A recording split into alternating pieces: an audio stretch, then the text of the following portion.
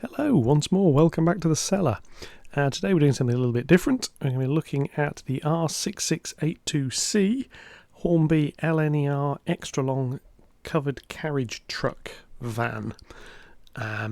This is something I bought recently on eBay. It turned up yesterday, so I thought we'd have a little bit of a look at this, a little bit of a review, see what it's about and see how it works. So, this is Leopard Street. Here we are back in the cellar, and today we're going to be doing something a little bit different, something I've not done on the channel before. We're going to be doing a little bit of a review. Something new arrived, well, I say new, an eBay purchase arrived. That's what we're going to be looking at today. One of these. As you may have seen, I've been putting together a kit-built version of this. This is the LNER extra long covered carriage truck. For those who are interested in such things, that's the packaging. This is second-hand. This is from eBay, so it's not brand new. Let's have a little look and see what it's about. Assuming I can get into it. Yeah. So this is this little beastie. There's nothing else in the box. I'm not going to linger on what the box is. Packaging holds it together quite nicely. I think it looks pretty good. Opens out. There is some slight damage to this, which I knew about when I bought it, so I'm not complaining too much.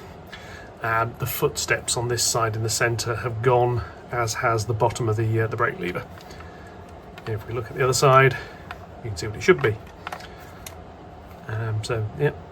Roof, nice little slightly off-white finish, brown on the side, very crisp lettering. Weirdly large amount of underframe detail. The couplings are these ones with the little dovetail pieces, but they could be changed if needed. The wheels are a little bit strange. They're not pinpoint axles. They've got a bit more side-to-side movement, which I suspect is due to the length of the thing. No rotation and no springing, no compensation. Central bearing thing, which is going to make fitting resistive wheel sets a challenge later if I need to. Paintwork. It's pretty crisp. Quite like that. Nice on the brown. Needs a little bit of cleaning here and there. Bit of glazing. Very clean. Could do with weathering. Metal bumpers. Buffers. Not sprung. Yeah, quite like that. It slides about a bit. Turned up pretty quick as well, actually, so I'm quite pleased with that. So yeah, got it on eBay because they're not currently available brand new. I think it looks quite good. These were used, I think they came in the late 1930s, right up to the 1980s. It's just very useful wagons. They were shoved on the end of passenger trains when they needed extra cargo capacity, really. So, you know, you had a works arranged holiday train or something like that. One of these could be chucked on the end of it to carry all the extra luggage.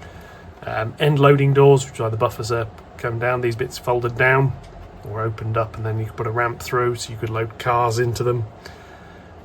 All sorts of general utility things.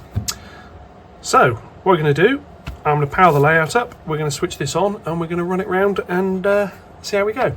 So I shall be back in a mo. Firstly, it seems to be some sort of requirement that if you're going to do rolling stock reviews, you have to do a free rolling test.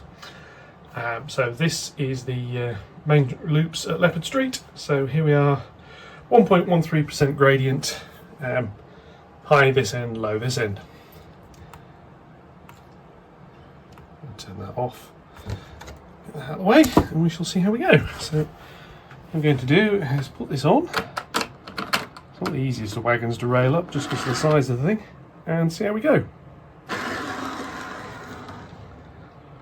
So yeah, on a gentle falling grade, it's not the most free rolling, but it's not bad. Eventually starts picking up a little bit of speed down there. But yeah, that's not going to win any awards. Although, it is the most free rolling piece of stock I have yet tested in this way. So there we go. Stick with a loco and see what happens. Okay, here we are, the J52 and the CCT. So let's try a little bit of a coupling test and see how we go. Come back with reasonably slow speed and see really if this, how well this hooks up. Oh, that's pretty good.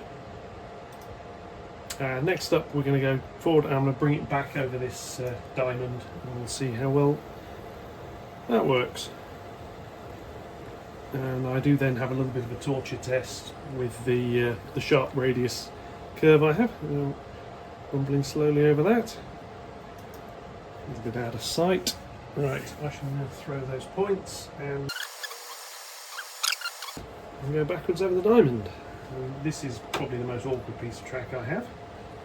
So we shall see.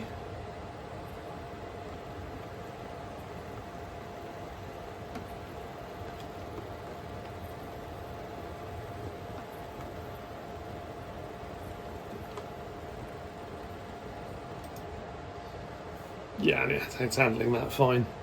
So what I'm now going to do is shunt that onto the back of a passenger train, run around the outer loop once or twice, then we'll run around the inner loop which has got slightly tighter track. So let's come back forwards.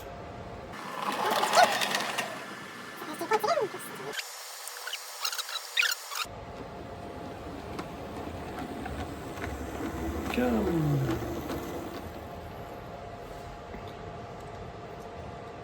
Uncouple that and I'm just going to manually shift the little J-class out of the way. It's back along here and I'm going to bring a passenger train back up because that's really what this thing is designed to do, is go onto the back of a passenger train.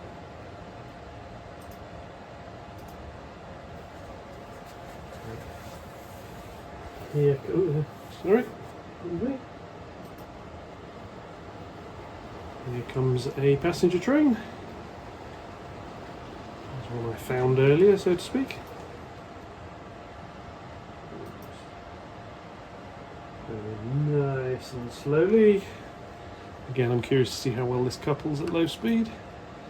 That seemed to work. Right, going handheld mode. Back in a sec. Okay, here we are coupled up to the rake of teaks. As you can see, it's a different colour, but then these wagons were a different colour. They were painted brown. So what I'm now going to do is set this in motion, as the rest of the track should all be correct. I'm just going to make sure all the points are set correctly.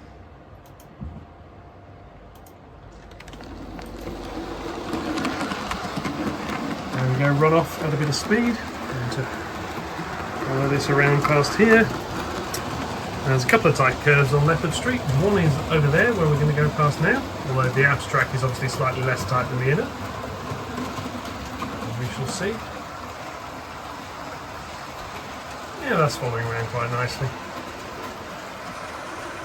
Look at that.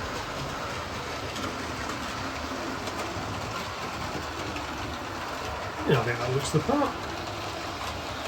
Come around here, approaching a tighter curve. Where we go here. I'm mostly interested in whether the couplings can cope with this, to be honest. Yeah, that seems to work. So, next up, let's run this on the inner curve behind the Scotsman. So here we go. This is probably going to be the more difficult test, as this is the tighter curves. So I'll set a sensibly slow speed to start with, and we'll see what happens. So here we are, again on the rear. Let's follow this around a little bit.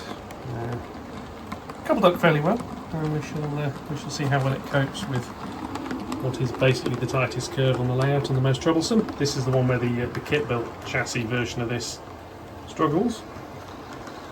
And we're slowing down a little bit there, but it stayed on the rails, so yeah, we're fairly happy with it. Let's increase the speed a little bit. The running speed, so to speak. And check round on this bit.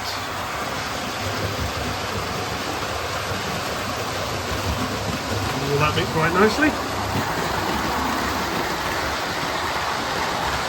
come around. I shall try this end curve a little bit quicker this time. And no problems at all. Now this is essentially an 18-inch radius curve. It's on a bit of a twist, and to be honest, if a piece of stock can cope with that, it can probably handle anything short of first radius. Nice little wagon, quite pleased with this. This is a nice addition to the stock. Really just adds a little bit of what could be called play value. Chuck one of these in the end of a train like this. When I eventually build the station, this train comes in, shunter takes that off the back, shoves it into a bay somewhere, and then swaps the main train round. The train departs. Later on can be shoved into the departure platform, coach is shoved back on it, another train goes on, and off it goes on to another one. Just an excuse for a bit of shunting, really. Don't have to go on every train, just something nice to swap around. Going to be slightly interesting, as obviously can't put resistor wheel sets in there very easily. Might put some pickups on it if I want that to work with the block detection. I have ways of dealing with that particular issue, however, so I don't have to wire everything up. It doesn't need lights fitting. I was supposed to put a red tail light on the end and stick a little decoder in it and give it directional lighting, but probably not going to. Overall, happy with that. It's got a sensible weight to it. It's not too heavy. Yeah, not particularly free rolling. Not as free rolling as the coaching stock, for example. But I'm not running a huge long train of them, and as you can see, it's not really causing me any problems here. Ratings on this? Essentially, would I buy one of these again if I wanted another one? Yes, I think I would. It looks quite nice. It's going to need some weathering, as is everything. The price wasn't too bad. It looks the part. It works. Yeah, I'm more than happy with that. So yeah, if there's anything else you want to know about these sort of things on a review, let me know. If you want a proper review and thorough in-depth of absolutely everything, there's Sam's Trains. This is just me at Leopard Street. I'll catch you all in the next one. Thank you very much.